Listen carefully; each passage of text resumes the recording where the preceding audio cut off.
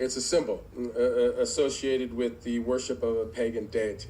A deity? What kind of deity? A very obscure one, dating back to Babylonian times, named Bagul, the eater of children.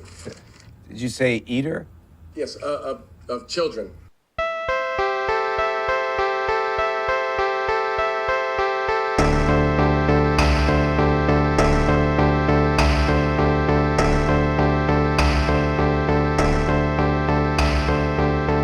Hello, everybody, and welcome to Frankenstein's podcast, where it's all about the monster. We're a creature feature podcast about monsters and why we love them. I'm one of your hosts, Joe Praska, and with me is... your other host, Khalid Hussein. What's up, other host? Hey, how you doing, first host? Good. I'm glad I'm first. Yeah, just by virtue of how we do the intros. First and other. Yeah, that's our designation in life. Yeah, exactly. I was listening to your our Montgomery episode on the Patreon, and I noticed how you kind of butchered our intro, Khalid. Did I butcher it? Yeah, you did. I thought you would have saved it in the edit. Honestly, okay. In that case, I blame it on our producer and editor. Yeah, fair enough. Yeah. Yeah, any mistakes you hear at that point, like, it's out of my hands. Yeah. But yeah, than't you for bringing that up. That's a segue. That's a segue. That's a segue. So, 3 times? You had to point out it was a segue 3 times? It's a segue, Khalid. That felt 4 times. Okay. All right. So in case you guys didn't know, we have a Patreon where we're going to do cool things called Frankenbits. And one of our Frankenbits is Why the Fandom, and we did it about the Montgomery Brawl. So that's up on the Patreon now. We have a couple of awesome donors for it already. We would love to get more. And yeah, it's just a chance for us to, outside of the realm of creature features and stuff like that, kind of stretch our conversational skills and talk about other things that interest us. So if you like our banter and you like our vibes, then please just consider donating, and it is definitely worth it because it's not that much money, not because it's like amazing. And yeah, that's the Patreon. Nice plug, Khalid. Thanks, Joe. Yeah. Well, while we're at it with housekeeping, I just want to point out we have a third host with us today. Hello. Hi.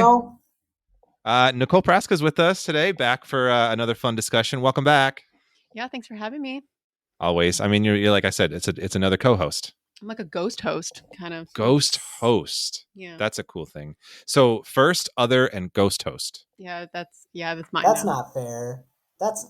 She got to pick her name. You picked yours. No, I didn't. You picked mine. Okay, yeah, I guess I kind of did, but like just based on what you designate. Okay, I'm not going to get into the weeds about it.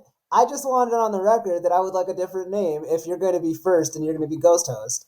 Okay, we'll let the patrons decide, maybe. Well, if you ain't first, you're last. That's what I've heard. Oh my God, did you just Ricky Bobby me? I know, we were talking about it earlier today. Wow. It's applicable to everything. So I always knew this is what married couples did, just quote Will Ferrell movies to each other. Yeah, you kind of got it. I'm behind the veil now.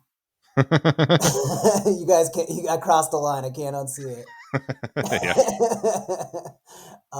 Cool. Well, how are you two doing? And first of all, Nikki, so glad to have you back. Honestly, like, yeah, as Joe said, like, you basically are just like a third co-host at this point. Whenever you want to come on, please do. Always excited to have your insights. But yeah, how are you two? We're pretty good. It's been a busy weekend. October is always really busy because it's amazing autumn times here in Minnesota. So there's always lots to do. And Halloween's coming up, as we all know. So again, lots of cool stuff going on. So we're just busy. And it was a break for the kids and for Joe off of school for a couple days. So they have to go back to work and school tomorrow. Yeah, had a few days off, but back to work tomorrow. We're recording on a Sunday, and tomorrow is a Monday for those of you listening. Although when you're listening, it's going to be probably a Tuesday. Or maybe later than a Tuesday. I don't know. Thanks, Joe. Yeah, that's how days work. But how are you, Khalid? Thanks for the days report. Tune in next week when it'll be the same order of days. I'm good. Yeah, just had a fun-filled week babysitting the niece and nephew. I was back in Minnesota again, which, if anybody's keeping count, is 3 times in like a month and a half. So a lot, but it was all fun. And I'm very grateful that I got to spend that time with them and just like make like fun, goofy memories with them because they're just adorable and growing up way too fast. And I also got to see you and your little ones. So it was extra fun just visiting one more time and seeing y'all more often than I do. Yeah, you just can't escape us, Khalid. Try as I might. Yeah. No, it was good to see you. It was fun to hang out one night. Yeah. Escape you guys. I try as hard to escape you guys as Ethan Hawke does to escape murder ghosts. Oh man, that was good, Khalid. I was about to say, speaking of escaping things, but you beat me to it on this one. Yeah, and the cool thing is that I didn't point to it at all. I just kind of casually let the conversation go there. Yeah, I'll point to it though. That was a good segue. Thank you, Joe. Thank you. Yeah, and speaking of Khalid, what are we talking about today? Thank you for asking, Joe. Today we are talking about the 2012 Scott Derrickson film Sinister, and it is a little here we have a synopsis from our homeboy Google. I know words. I talk regularly. And the synopsis goes a little something like this. True crime writer Ellison Oswald is in a slump. He hasn't had a bestseller in more than 10 years and is becoming increasingly desperate for a hit. So, when he discovers the existence of a snuff film showing the deaths of a family, he vows to solve the mystery. He moves his own family into the victim's home and gets to work. However, when old film footage and other clues hint at the presence of a supernatural force, Ellison learns that living in the house may be fatal. Maybe fatal. And done? Done. What a monster. They're creatures of the abstract that live off potential energy. It's alive! So Nice. The maybe fatal just is like so like coy about just we'll get into it. Just maybe. Yeah. Yeah, if anyone hasn't seen this movie, Spoilers. yeah. So Yeah. just I mean, put it out yeah, there. it'd be If you- weird if like you never saw the movie or never listened to Frankenstein's podcast and just jumped into both here. Yeah, and then yeah. So just a heads up for those of you who are in that exact situation, we do spoil the movie moving forward. So go check it out on wherever we watched it on Amazon Prime. We rented it. It was actually on sale for like $1 something. So that's Yeah, it was like $2. It was great. Yeah, so watch it there, or I don't know, maybe somewhere else. Buy it on disc. Spoiler You're, like, alert! I would advertising spend for $2 Google right now? on it. No. Disappointed. But I'm just trying to find No, where you no can free find ads, it. Joe. Make them pay. Yeah, that's true. So I wanted to mention the reason that we kind of chose this movie, because it is spooky season, right? It's like Halloween almost coming up. And Nicole, you actually were the one who brought this to my attention, right? That is spooky season. Yeah, I didn't know. No, I'm kidding. The idea about this movie being scientifically the scariest movie. Oh, yeah. I guess this one is my fault. Damn it. Yeah, so it's your fault. It's So, not fun, right? When Joe just starts talking and he like ropes you in before you know where he's going. You're just like, oh, what are you saying I did? So there was a study that was done measuring the heart rates of people as they're watching like different types of scary movies out there. And 100 hours of scary movies. Each member of the test audience was fitted with a heart rate monitor to see how much their heart rates rose on average during each movie compared with their resting heart rates. Total of 50 people took the study across a variety of age ranges, and Sinister emerged as the most frightening cinematic experience that they faced, according to science. So take that as you will. Yeah, I don't know. I take it pretty straight up. Yeah, straightforward. Yeah, a little bit context there. I mean, I've been thinking about this, and I feel like there are other ways that you could. This is like an easy quantitative way too, but I mean, like, I don't know what is scary. Not what is scary, but just like, how do you measure it? I mean, do you measure it by how many sleepless nights do you experience after watching a movie, or like how many times do you dream about it, or I don't know. How many times do you go to therapy after watching the movie? Things like that. Exactly. A true horror movie, like, pardon the pun, but like haunts you. Yes. Yeah. It's like after the fact, right? So I would say just in the moment. Yeah. Well, I mean, the thing is, like, yeah, when you're watching it, sure, like, there are the ones that like get jumps out of you and stuff, but it's like Scream, like that's like famous for really good jump scares and stuff like that. But like I don't know. It kind of just washes over you. It's like all about in the moment fear versus like a good like horror film that like haunts you and Barbarian. When I went home that night, I was like physically upset in the car. Just and Hereditary when I was driving home from that, Mm-hmm. also upset. It was broad. I watched it during the day and I left in broad daylight and I was still just like shook. So I don't know, like, I mean, it's hard to quantify something like that. And it really is just like such a subjective question when you say, what's the scariest? Like, it's like, who's the hottest, like, Ninja Turtle, you know, like you can't really, you can't really like get a conclusive answer on that. Yeah, quite similar, but Yeah. yeah. Donatello. Anyway, yeah, there you go. Anyway, Khalid, why don't you pop in here? What did you think of the movie? Thanks for asking, Joe. I liked it fine. I don't know. Like you really amped it up with the whole scientifically scariest thing. So like I really went into it like, oh god, like this is gonna suck. And then it was just kind of like dumb Shining. For most of the movie, it was just like The Shining, but what if it was dumb? Like, what if everybody was just like super dumb?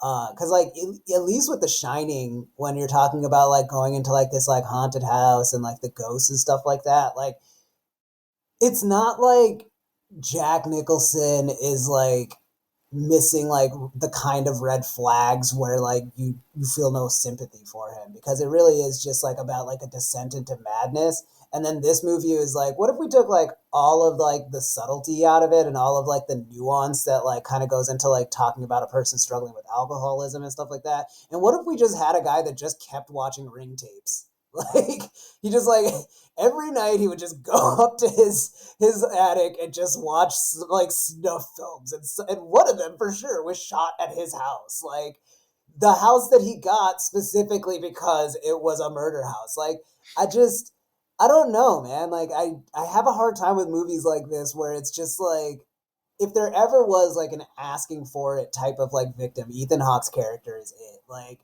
just that entire like, I'm just gonna jump ahead. The third act when like he gets the phone call from the cop and the cop's just like, dude, you're not gonna believe this.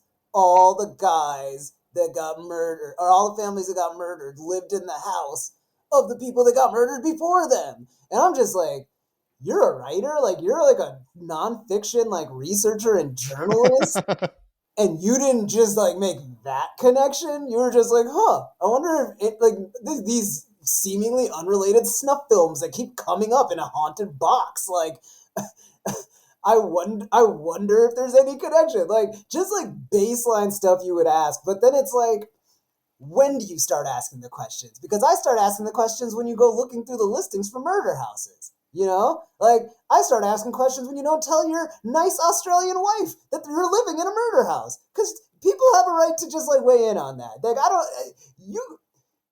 I get what they're trying to say about like, oh, it's such a struggle with like an artistic like breadwinner or whatever, and it's like he's like trying to chase like a glory and like it's coming at the expense of his family and blah blah blah blah blah. You do not have to live in a murder house to write about it. Like that is so, you're doing so much heavy lifting there, and it's just like, even under best case scenario, you're just asking for like a lot of anxiety. And so I'm all over the place, but honestly, so is this movie. I will end my very long tirade by just saying, you know, don't move into a murder house, especially if like the only reason you're doing it is to write about a murder house. That's my advice to, I guess, anybody who thought that Ethan Hawke's character like was smart.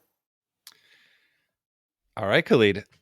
So we had a debate last night a little bit about how scared you would be during this, because for me, one of the other scary movies that we really did in this podcast was The Descent, and your big barrier was like, I'm not going to go in caves, right? I'm just not going to be in caves. So like, fair. But I'm like, I wonder what Khalid's barrier is going to be for this one. Like, what's his like defense here? And it's going to be not going to go to a murder house, I guess, right? Well, here's the thing, and like I'm not gonna, again, like I say this a lot, but like I'm not gonna cinema sins this where like I just sit there and go, the plot doesn't work because of what, like whatever, like the movie is the movie, we got it, like, and honestly, like you could explain a lot of it by just saying like he's kind of haunted before he even gets there. You know what I mean? Yeah. Like it's like he saw the tape, and it's like the idea is like if it's like these like illicit like snuff films and stories and stuff like that get around, like that's probably how like all these people died in one way or another. And so I'm fine with like the dumb like hoops it had to jump through. I think that like for me, it just kind of came down to like I I'm gonna collect my thoughts and come back to it, but why don't you guys tell me your thoughts? Because I'm monopolizing a lot of time. I want to hear your guys' thoughts. Nikki, as our unofficial official co-host, what did you think of Sinister? Yeah, I'm not sure that I liked it. Right? It's dumb shining. I don't know, maybe it's good that like it's you and me. Maybe Joe will like follow up and like have some positive thoughts to say. But I mean, like I think it did. I mean, obviously, I think based on like that heart rate study, like it accomplished what it wanted to do, and like, scaring people and like freaking them out, and like, kind of like accomplished like what like a scary or horror movie wants to do.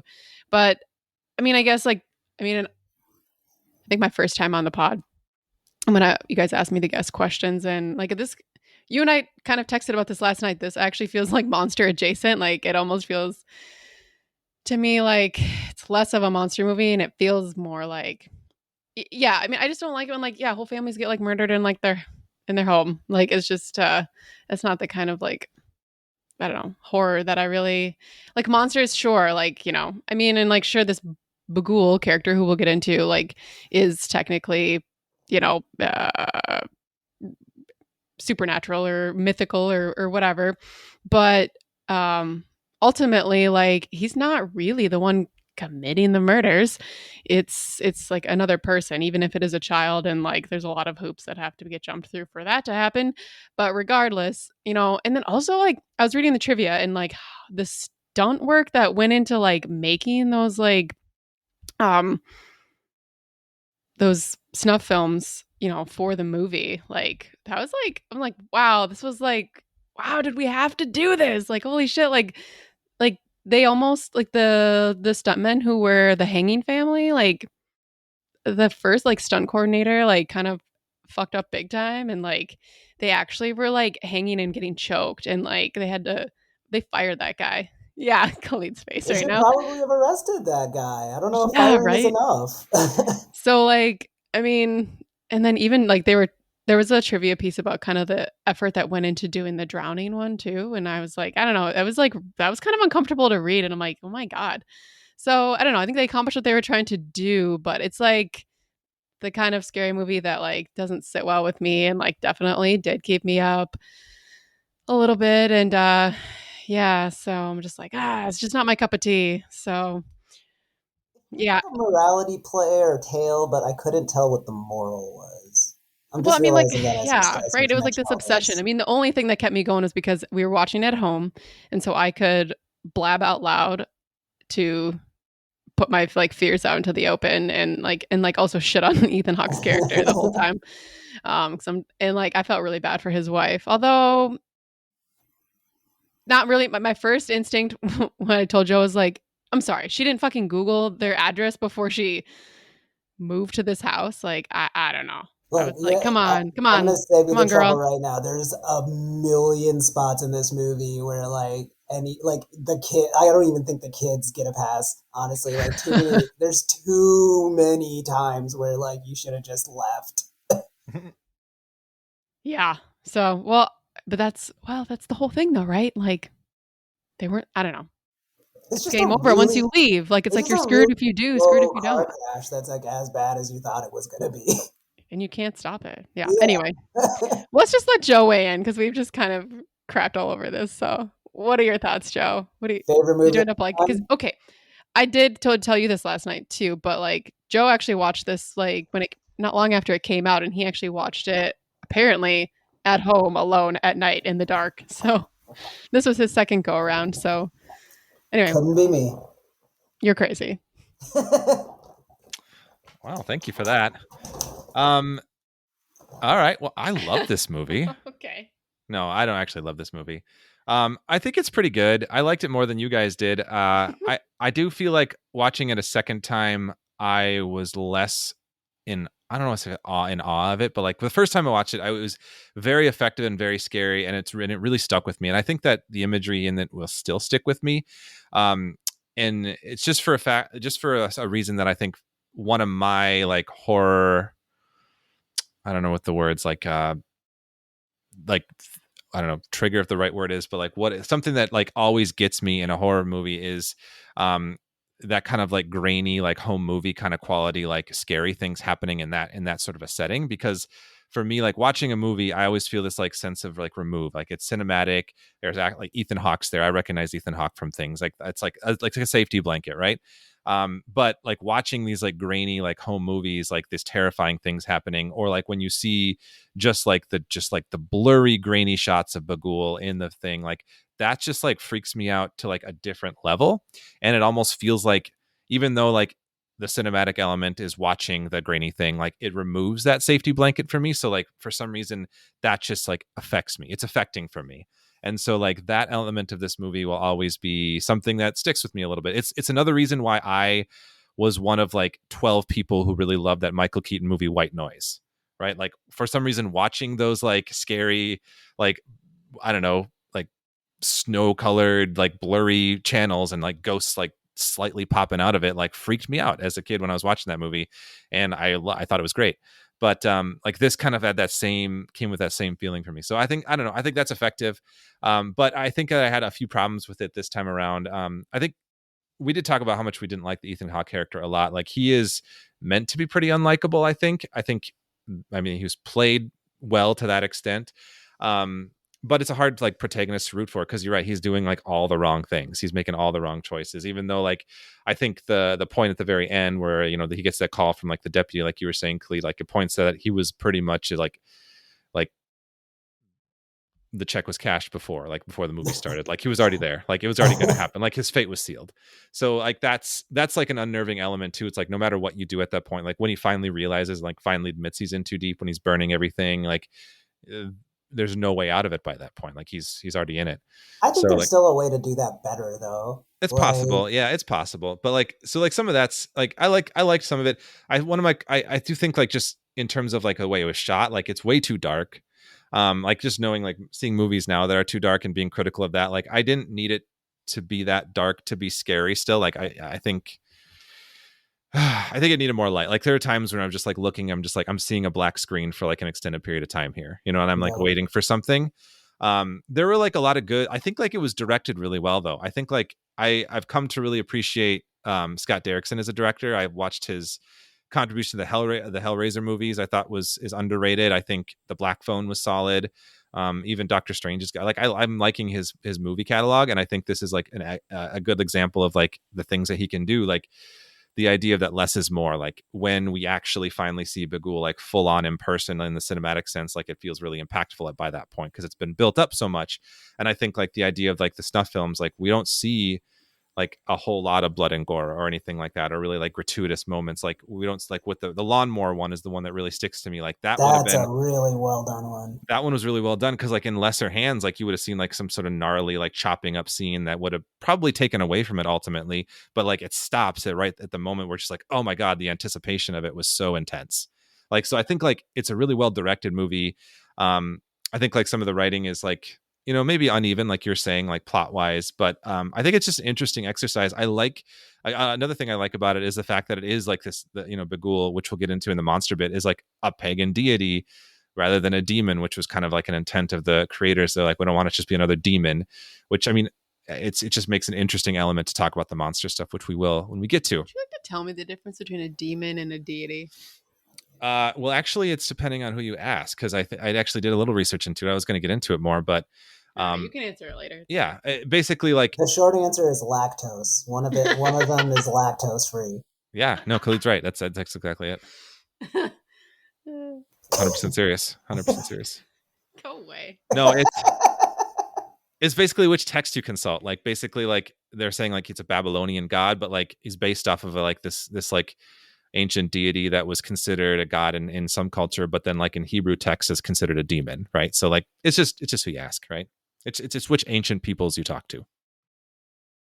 Okay, well, to switch tracks here, I want to talk about one thing I did like about the movie. Yeah. Vincent D'Onofrio, Oh yeah. Yes.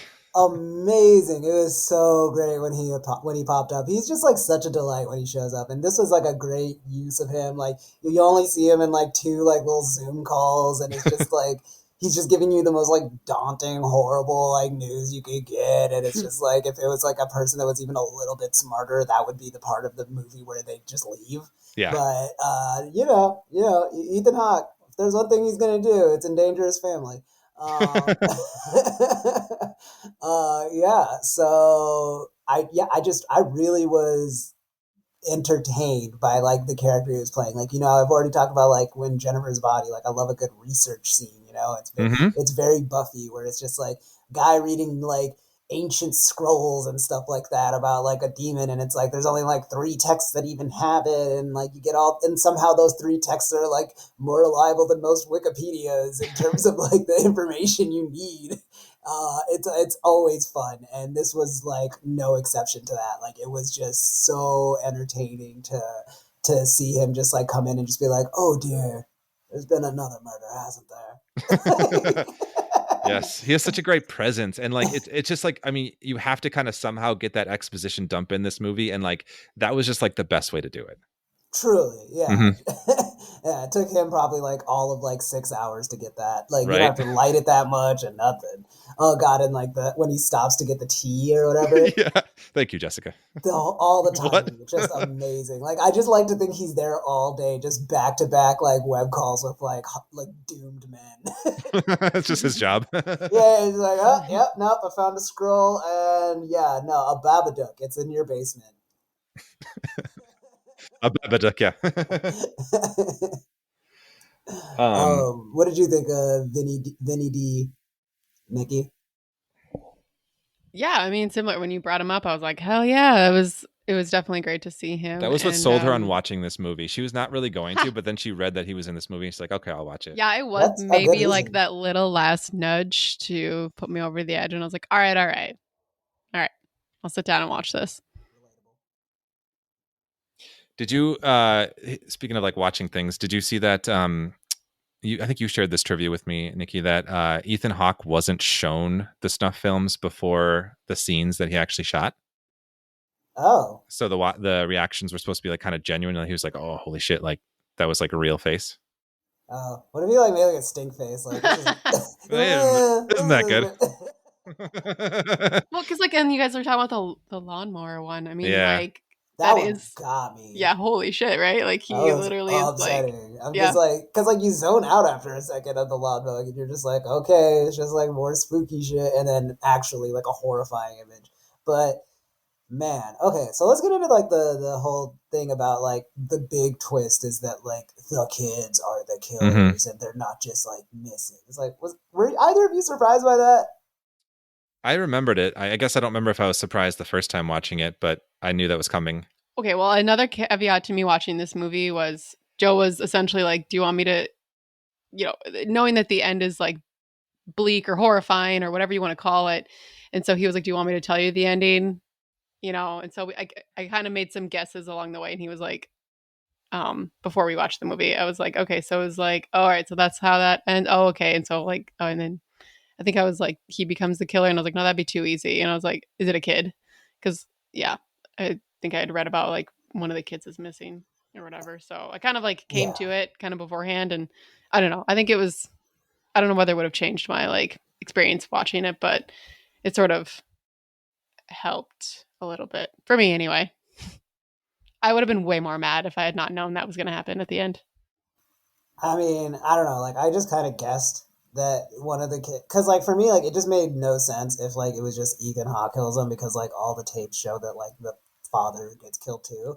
So I was like, Yeah. oh, okay. Well, there's only one person fucking missing in all of this, and I just don't imagine like this like ghost dude like swimming laps in a fucking above ground pool, yanking on beach chairs and shit. So Well, like, like, so at what point did you figure, or like at what point were you like, did you realize it was the kids, I guess? when you had them painting murals of him and stuff, I was like, yeah, Oh, okay. this dude's like, like he's puppeting kids already. Like that's, and then like all the ghost children that keep appearing and stuff like Yeah. that. It was just like, yeah, this guy, I don't know. For me, it's like the least egregious or surprising thing is that he's into child labor, you know? Yes. Some of the Ghost Kid effects or the Ghost Kid scares are pretty solid. I think a few of those, like which one? The one where they appear when he's talking to the dog and they appear behind him. Oh my God, that one effed me up. I was upset. That was good. I also like when he Was like that a Q Joe moment? Yeah, that was yeah. my first fuck you Joe moment. You were cursing me for making you watch this one, yeah. Yeah. Yeah. I also like the one where he goes up in the attic and sees them all just sitting there watching the tapes. That was pretty creepy too. And Yeah. what'd you think of the slow motion running kids though? That was my favorite use of them because like it felt like so unlike most hauntings you see. Yes, Like, I thought that was really cool. He really like, I don't know, Derrickson is definitely in like that Flanagan camp where like it's like he really plays on what like is a very media literate like generation of horror fans and like what they come to expect, but like not in the jump scare is going to come 10 seconds later than you think kind of way. It's like, I'm just going to do something completely different because, like, fuck it. And it's like watching these ghosts and, like, thinking they're going to, like, blip out and really they just keep running around the corner right before you look, which is, like, exactly what it feels like when you think there's a ghost in a room. It's like you feel like somebody just walked out right before you turn. Mm-hmm. Like, not like they just shimmer. And, like, that's just, like, such an amazing thing to pull off. And, like, it's really one of the, like, saving graces of the movie overall. Like, it's like, he is really, really good at directing. This is a well-directed horror film. Yes, agreed. That slow motion sequence was super cool. I'm not quite sure how it was shot, but I think it just looked really cool. Like it was a fun sequence. Yeah. Do you feel like you saw the Black Phone, right, Khalid? I did. He does. So he returns to the Ghost Kid concept. I wonder, is it like a thing he's trying to perfect? Like, do you feel like that was him trying to do this again in a sense, or no? I think it's a juxtaposition thing, you know, okay. Like death and children is already just like you're starting at a baseline, like upsetting image. So you don't have to do much more to get the imagination kind of stirring. Yeah. Well, I mean, tonally, the Black Phone is very different. That feels more like almost like a Stephen King type movie where this is like. Oh, yeah. That one reminds me a lot of like Dr. Sleep. Yeah. With like the girl has powers and stuff. Yeah. This is different, much different, but. Yeah. I like Dr. Sleep more than this. Yeah. I'm just saying. Fair. One thing I do want to come back to about this one here is you kind of mentioned there's like a morality play there, but we're not quite sure. It feels like a morality play. Yeah. I don't know what the moral is. I think that there's like an element of like whenever you're dealing with like some sort of like creature, like ancient creature that like consumes in a sense children, like it always has to have like some sort of like fairy tale almost element to it, like dark fable fairy tale piece. But I think that the most interesting parallel or morality bit you could kind of point to in this is like the parallel between Ethan Hawke and Bagul in like what they're looking for and what they're trying to accomplish. Like you could make the case that they're both almost doing the same thing.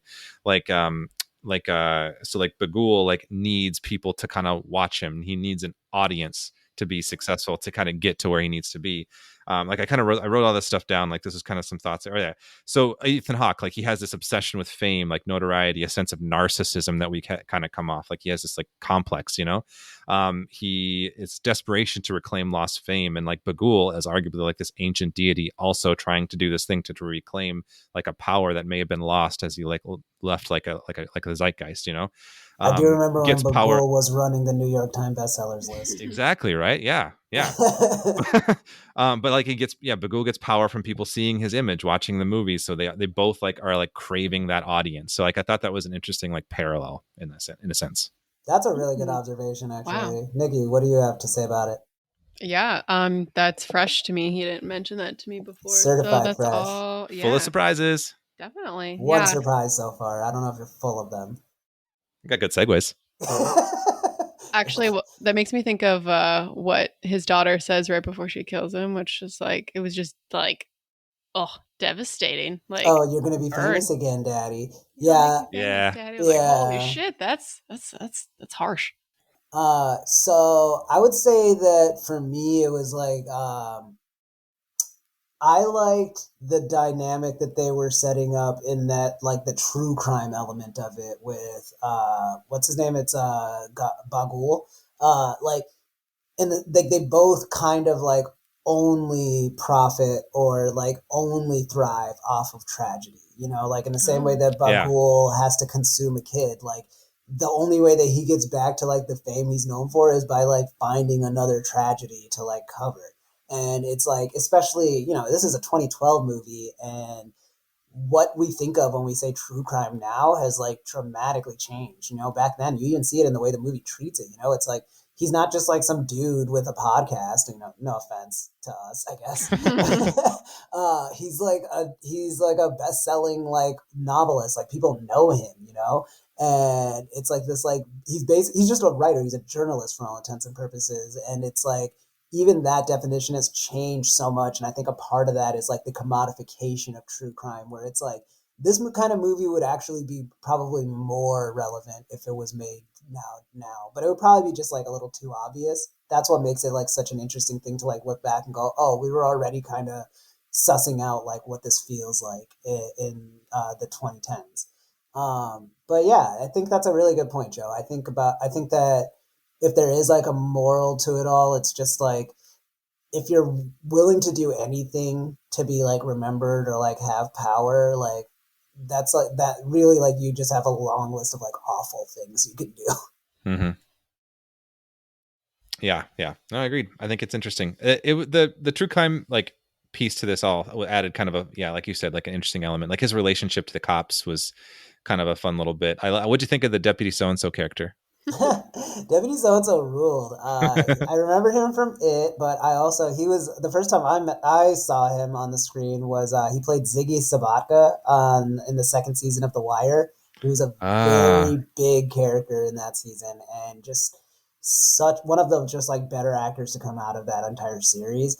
And it's just so cool to see him pop up in like horror movies and stuff, and just like he really just like embodies completely different characters in all three of the things too. So I liked him a lot in this. I like the like. I think one thing that I like about true crime is that like I'm kind of almost always on the true crime person's side in the movies. You know, in real life it gets like fucked up and like really like blurred lines in terms of like who's actually like doing anything to help like victims or anything. But like in a movie, I'm kind of just like yeah, like a lot of these small towns like I just don't believe the cops are going to think about that, like about the murder as hard as like one person who's going to like put their entire livelihood into it, you know? And if it's just about like baseline investigation, I'm not talking about getting into the weeds with like any kind of like forensics or anything. Obviously, that is like a technical professional job, but like investigation is just like bothering to like ask people things and like try to like rebuild a timeline as far as I understand it. But we actually have somebody who could speak on that here. I Joe? mean, No, I'm just kidding. forensics, but Yeah, but I mean, I guess yeah, you don't have to necessarily like co-sign anything I'm saying. I just meant that like I don't know, like I feel like true crime is like a fascinating like protagonist character because it's like you see it in this. Like that cop just did like all of like 30 minutes of like effort. It was like, oh yeah, it turns out they all just like lived in the same houses before they yeah, he got did.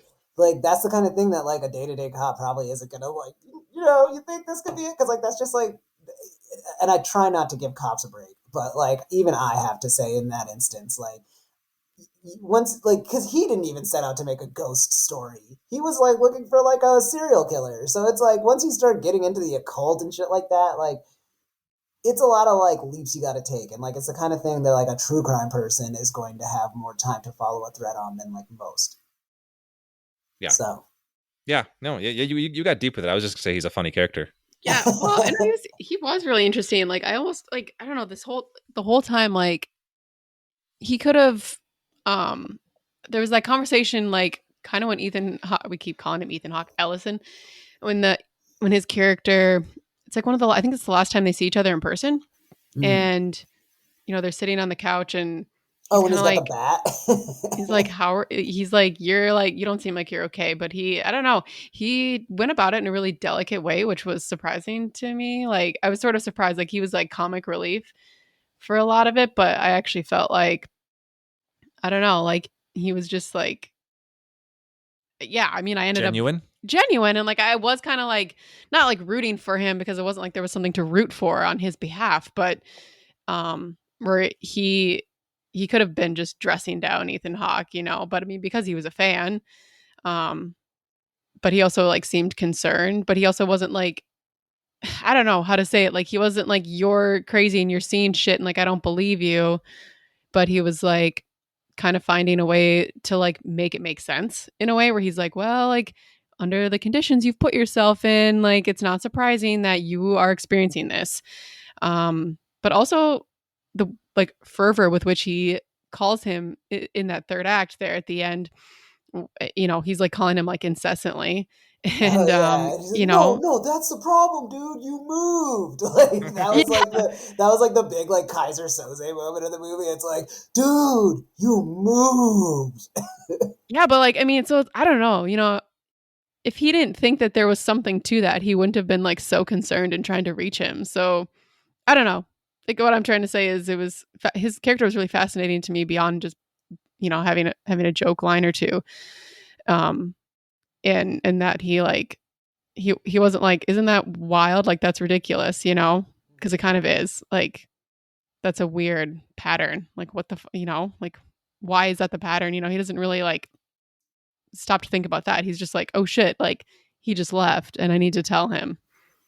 I don't There's know. not enough pushback from anybody. Like it's like I feel like as soon as like anybody else kind of hears about the stuff that's going on, like everybody kind of jumps to demon a lot faster than I think would happen in real life. Even like when he's like talking about their serial killer and stuff like that, it's like they're talking about it in a way that feels like borderline supernatural. Because the alternative is it's a 70-year-old man that has Mm. been like carrying out this like very specific campaign of kills. And it's just like even they know that sounds stupid when they're floating that around. So like I don't know, that's interesting. Um Yeah. my big thing that I realized in this was like, you know, like we've talked about it before where like horror and comedy are very similar, at least like in like the formulas and stuff like that. And like Hmm. what I'm really noticing, and like this isn't like a big revelation or anything like that, is like, but it's like the oafish dad is like just as integral to a family comedy as it is to like a family horror, you know? And like it doesn't necessarily have to be the oafish dad, but like that's the archetype, you know, of just like, you know, you change a couple of details and this dude's Homer Simpson. This dude's Hal from Malcolm in the Middle, you know? Like it's just like this dad that just like gets this obsession with something so dumb and it like consumes him for an episode, and then like the whole family like by the end of it is like, oh, okay, thanks a lot, dad, look what you got us into.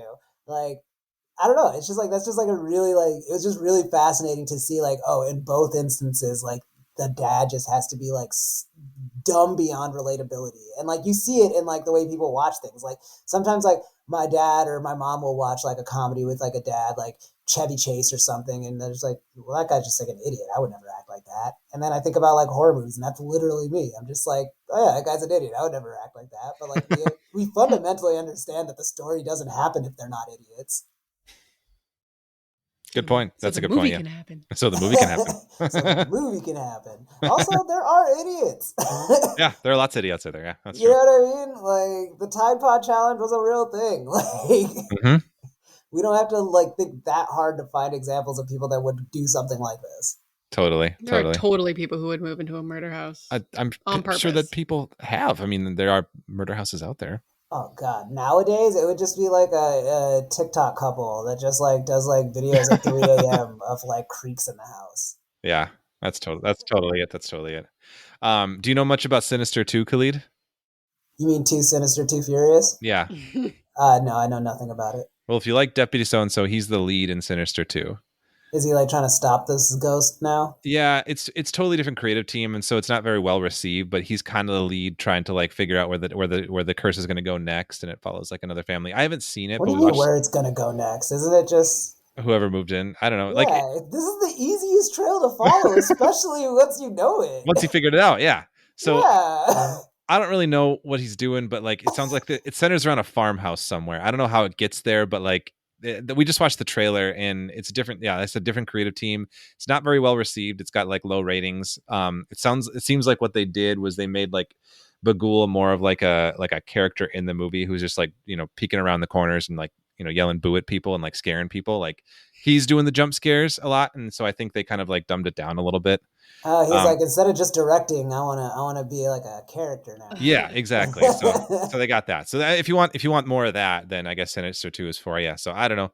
I didn't watch it. Maybe I will someday, but I'm not You're sure. selling it so much right now, and just Good. how Good. you're talking about it. Yeah. Well, let's watch it for another one. No, I'm okay. Anyway, I get it. should we monster it up? Let's monster. Yeah, quote monster. It's monster. Yeah, no, Mhm. honestly, Joe, I gotta call BS. He was a on schmear this. on the screen for like most of the movie. Okay. I was speaking of scary scenes. I think that was one of the scary ones though. Like when he zooms in on the Bagul face and like he's looking away and it just turns towards him and then turns back. That was a good scene, right? scary, yeah. I don't know. I've seen a GIF before. I guess. Yeah. They didn't have gifts in 2012, Khalid. Yeah, they did. She tried to convince me that Googling wasn't a thing. I was like, I didn't why say it don't wasn't she a just... thing. I said people didn't Google as much then. What? In 2012? I don't know. Thank you, Khalid. Thank you. Well, like I feel like we Google things like way more things way more often now than maybe we did then. We Google significantly less now because it's been polluted by ads and bots. All right, fair enough. Wow, you couldn't have been more wrong about something that's like you were firsthand knowledge about. Well, I guess you win this round, Khalid. History me. does, I guess. Yeah, just like baseline memory wins this round. All right, I guess. All right. Tell us about your monster. Yeah, tell us about your quote unquote monster. God, you guys are mean. Yes, the new dynamic.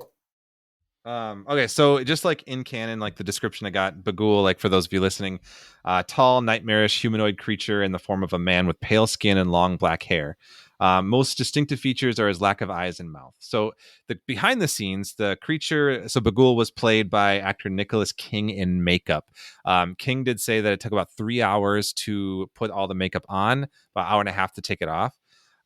He also mentions being in he has a background in stunt work, so he was in costume and did all the the stunt work, which you might not think there's a lot in terms of what the monster had to do in this.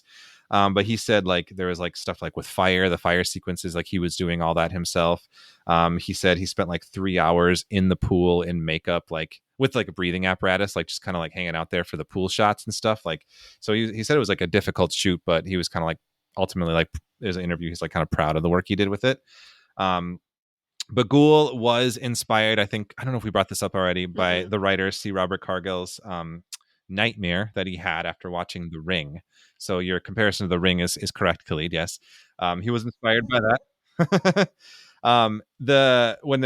When him and Derrickson were collaborating on the movie, they're trying to figure out like what this creature was going to ultimately look like. Cargill apparently huddled in his office and tried to figure out like just researching demonology and trying to figure out something. And then they kind of came together and they were like, we don't want it to be like I said, demon. They want it to be like a deity or something like with like this kind of like pagan history to it. But they ultimately did find, I think Derrickson did, he found an image on like Flickr of basically what became the monster, and they contacted the artist of that and they paid that person for the photo and gave that person like a production design credit. So they like found a random artist to like help who basically designed the monster. So I'm sorry, did you say they Googled it? No, they Flickered it. Bagoogled. Yeah. So anyway, I thought that was kind of a cool fact. Let's see. So Bagul, being an ancient pagan deity, the background for him is modeled after like a more realistic deity called Moloch, who was an ancient Canaanite deity associated in biblical sources with the practice of child sacrifice. Moloch was written in Hebrew texts as a foreign deity who was said to appeal to the quote sinful interests of the Jewish people. So he'd like tempt them into like sinful things. So he was like a deity, like a god to some, but then like in Hebrew text was considered a demon. That's kind of where I was talking about that distinction. I'm sorry. I feel like if you're doing evil, like anything to do with like consuming children, you are a demon. Yeah. I feel like that is the definition. But yeah, anyway, that's just my yeah, take. I think it's just all like right, no need to bring politics into this, Nikki. Yeah. Okay, No, we know I how don't you feel. wanna. No, I'm just kidding.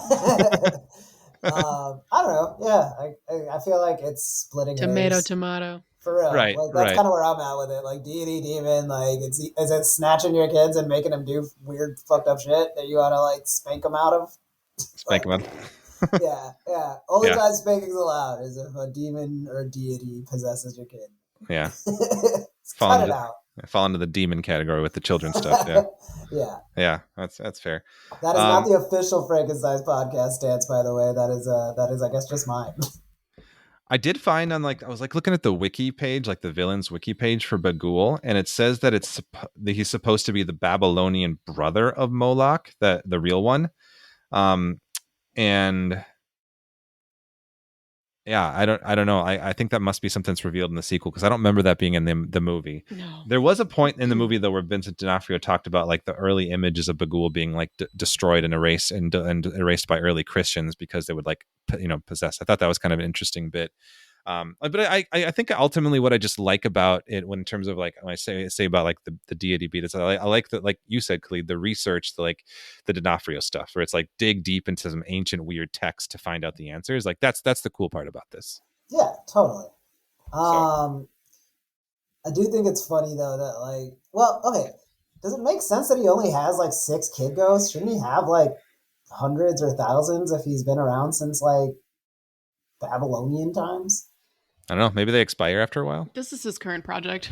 Oh right, yeah. These are just all the I will say my favorite thing was his that latest series. The big third act twist is that he had bonus features. Yeah, yes, yeah, the extended cuts. The director's It literally said extended cut, didn't it? That was such a good joke. Like truly, like that's what the Ring was missing, was just like a special features section in the third act. Yes. That was so funny. And I wonder if he does that for all of them, or if it's just like he was like so surprised at how dumb Ethan Hawke was about it all that he was like, okay, I just got it. Like, I don't even think he realizes that it's his kid's gonna do it yet. Like, yeah, he just needs that much help. He just needs the help. Yeah. Just I usually leave this out because I feel like I'm like feeding it to the audience at that point. But like, we focus tested it. Ethan Hawke did not know what was happening. It's like Bagul like writing on the canister bonus features. Oh yeah, and journalist extraordinaire fucking Ethan Hawke has to write down who filmed this on a notepad. Oh yeah, who filmed this? I played that. You did, yeah. Just in case he forgot to ask later. One of many questions. Could get lost in the fray. Who filmed this? What crafty did they have? Was there a script supervisor? Like, I want to see what the rest of the notes were. Yeah, so the effects didn't really they didn't take away from it or anything. They just didn't necessarily wow me either. Like, it just. I mean, they were like grainy and stuff. Like they were not meant to be super they weren't meant to be filmed in like the 4K. Yeah, which is fine. I think that was the purpose of it. But one thing I forgot to mention, the quote from Cargill. That you saw what I'm saying. Yeah. The where he said that it was meant to be a messed up Willy Wonka was the vibes that they were going the off. Johnny Depp Willy Wonka. Yeah, the Johnny Depp Willy Wonka. That makes so much sense. I was gonna say it looks like Jared Leto with just no tan. Yeah, like a pale Jared Leto. So that's really close to Johnny Depp and Willy Wonka. Yeah, so they got what they were going for. Success. Yeah, he looked like he didn't wash his hair. No, I don't think he did. Yeah, the Bagul. The Bagul. Yeah. Cool. Yeah. Not cool. I don't know. I think it's just it was too hyped up as the spookiest thing I've seen. I hyped it up for you. Yeah. And I'm seeing now that was the problem. Yeah, so I just kind of left it deflated because the whole time I was like, oh man, so they're making it really obvious that the kid murders their family, and so the big twist is probably going to be Deputy so and so is the murderer or something. And I was you were thinking you were thinking outside the box, and it just I was just something's not right here. This cop is too helpful, and he just happened to be a helpful cop, and I was like, okay, well then he was a fan.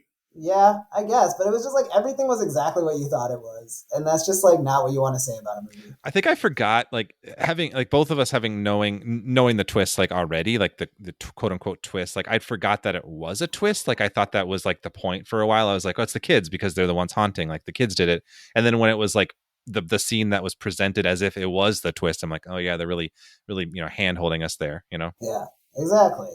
And yeah, I don't know. It's just like it was fine. It was good. I think it's the kind of thing where it's like I'm just getting to that age where I get that like if I was 13 and this was one of the first horror movies I saw, it would stick with me. And for that reason, I'm glad it exists. But like for people who've seen horror and like just seen versions of this done better, it's just a bit of a letdown. Yeah, I can see what you're saying. I think that I like it more than both you guys overall, like I said, but yeah, it's not. I think that upon rewatch, I'm like, I'm not really clamoring to rewatch it again. I think like the points that we made, like it's really well directed. I think there are some cool ideas there, well acted and well made and everything. But yeah, I've seen like other better movies certainly in this situation. Final thoughts, Nikki? I don't know. No. Pass. Pass. Your final thoughts are pass. Apt. My final thoughts are watch that Shining sequel. What is it called? Dr. Sleep. Yeah, go watch Dr. Sleep. That's my final thoughts. Speaking of doctors that sleep, Khalid. Weird. I'm just thinking like sleepy doctors might make you mad, so you might like want to fight them. Would you fight or flirt Bagul? What? Don't even, Nikki. Like I was trying to find something, Khalid. You didn't give me much.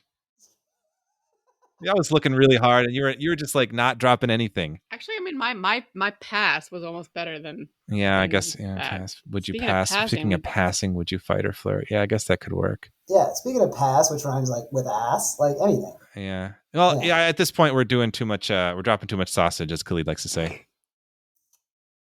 On that note, we're up to this segment of the podcast. Fight or flirt, which is exactly what it sounds like. I say whether I would fight or flirt with the demon or the monster in question. Deity in question. And yeah, for this one, literally just thinking about it off the top because I didn't even bother to think about it before. I just could not give a shit about Baguman or whatever. Wow. Bagul. Bagul. That's Baguman? Baguman. Sounds like a Pokemon. Me and Backgammon, I think I'd flirt. Okay. Because I feel like the one thing that they like kind of left a big like loophole in is that like you don't have to move and you're fine, right? Theoretically, that's the curse. That's the curse of the tape. I mean, you're like haunted still. Like the kids are like haunting but that's why I flirt. You know, yeah. Like I don't have a problem with my partner having kids from a past relationship. Like that's not the kind of guy. Oh my god. You know what I mean? Like I'm in my 30s. I understand. Like people have lived lives, all right, and like your life travels with you. So like that's not a disqualifier for me. They gonna have to stop running around at night though, because daddy needs his 9 hours. I don't play about that. I didn't sign up for no daycare, but other than that, like, yeah, he seems like a chill dude. Like, he's just out there making his little movies, and he just wants to like share them with me. I'm in film, I get it. Like, it's hard to get people to watch your stuff. So, wow. I don't know. Like, I feel like there's just like I see like a lot of people see like a homewrecker, and I just see like an artist that's like looking for a tribe. You know? Wow, is that your take on Ethan Hawke too? No, Ethan Hawke is an idiot, and his whole family should divorce him. Backgammon though, that guy's just making his way downtown. You know, walking fast, faces fast, but he's homebound.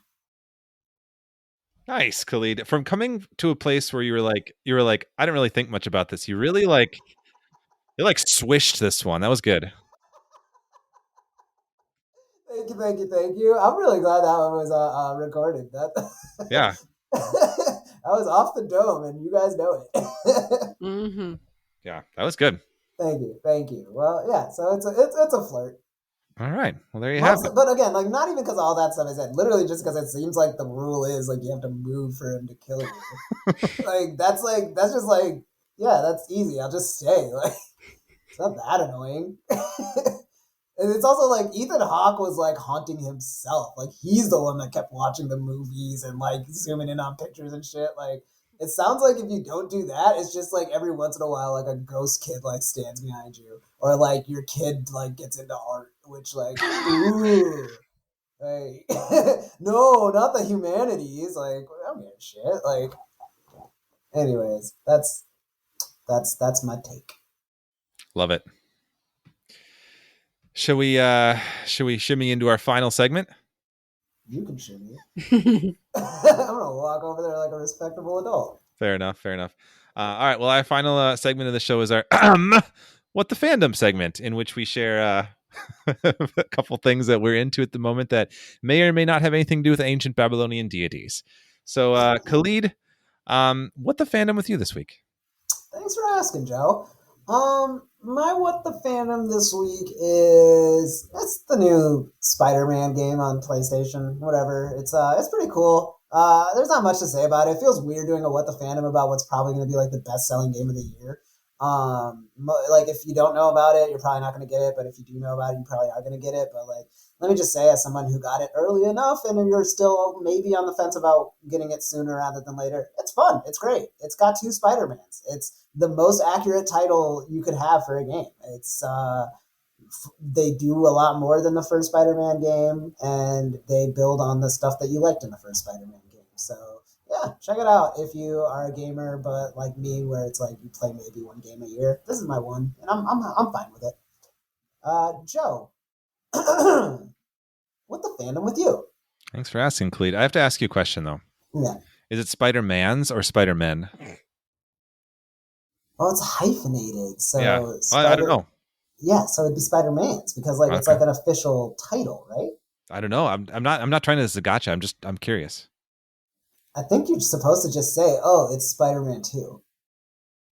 Like two That's the official title when there's more than one Spider-Man, or at least less than 3. Spiders Man. Spiders Man. Mm-hmm. Yeah, I think they'll figure this out in the third Into the Spider-Verse. That's where they really get the nomenclature down. I think so. Yeah. Okay, that makes sense. Anyway, not for us mortals. Yeah, fair enough. All right, my fandom this week. I'm gonna go with a book. I think I did a book last time too, but I'm gonna stick with that. I've about halfway through a new fantasy novel I started called Legends and Lattes by Travis Baldree. It's a relatively newer book. It's kind of like really jump started the what people would refer to as the cozy fantasy genre. It's about a story of this woman who's an orc like adventurer who like was in like kind of like a D&D-esque party where she was like slaying dragons and fighting monsters and doing that for a living, but decides to turn that all in, buy a little shop in a town, and basically set up a coffee shop, because in this world coffee is like a gnomish delicacy, and like most people haven't tried it. So she's bringing it to this town and trying to introduce people to what the idea of a coffee or latte is. And so trying to sell that. And there's like other plots of like intrigue within the city a little bit, but ultimately it's like meant to be this like just kind of like nice slice of life story that's set within this fantasy like backdrop. It's kind of cool. There's some interesting like other like fantasy characters and creatures that we get to meet. It's just generally a pleasant story. Everyone's nice and wants success for each other. There is conflict, of course, but the conflict is kind of like an external. So it's like if you're feeling like, you know, like really bogged down from the world, like it's kind of a nice place to go to that feels a little cozy or like a warm blanket. That being said, halfway through, I think this was a book that was like really hyped for me. I don't necessarily love it at this point. I like it quite a bit, but I think a lot of people who like the fantasy genre will find a lot to love with it. So I would recommend it for sure. A latte to love with it? A latte to like about it. It's really good. Thank you, Khalid. Nikki, what the fandom with you this week? Again, maybe not this week. It was actually a couple weeks ago. You actually got these for me. It's kind of a mashup comic between Doctor Who and Star Trek, 2 of our favorite franchises. It's called, well, there's 2 volumes, Assimilation² or Part 1 and Assimilation Part 2. So it follows kind of the mostly the TNG cast or Next Generation cast from Star Trek. So Picard and Data and Riker and company. And then the 11th Doctor, so that'd be Matt Smith and the Pawns. So anyway, it's not like anything like I mean, I liked it a lot, but it would not necessarily like bring a lot of whole like new content necessarily. But it was just really fun to see those two franchises mashed up together and battling. Um, it's basically two villains, kind of infamous villains from each of the franchises teaming up together. I won't say too much more than that. But anyway, if you're a fan of both of those properties, then check it out. I'm not sure where you found it. You got it for me a couple of years ago, maybe. The internet somewhere. Yeah, like I don't know if it's really like in print really anymore. I think you had to definitely get it online, but Yeah, I think volume one or two, one of them was more expensive than the other because it's harder to find. But I think Okay. if you just Googled like Star Trek, Doctor Who, you can find them. yeah. Anyway, I don't know. If you like them, look for it. Yeah, that rare thing called Google that some of us use. Okay. You were one of the first ones to put us onto Google, actually, if I remember. It was Yeah. like 2010, 11. Everybody was like, "Goo, what?" It was actually 2013, so it was after this movie. No, you're right. Yeah, that makes a lot of sense. Anyways, thank you, Joe, techno trendsetter, Yeah. extraordinaire.